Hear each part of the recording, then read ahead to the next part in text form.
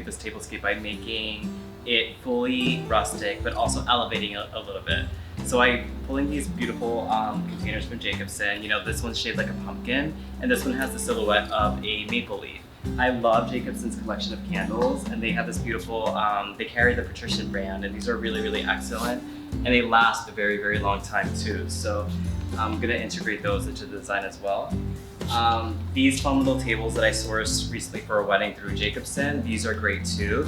And I can actually position some of our little pumpkins on top of these and create a nice little scape on those. And I definitely want to accent with some votive candlelight. So these are other votives that I sourced through Jacobson as well. It adds a lot of warmth, and I think during this time of year, you definitely want to create that warmth as the weather outside is getting cooler and cooler. And you know, it's always nice to add a little greenery to the table, why not? And just kind of weave that throughout the tablescape. I think that's really fun, and it makes it nice and abundant. We can even add some greens to these silhouette containers to make them feel a little bit more alive too.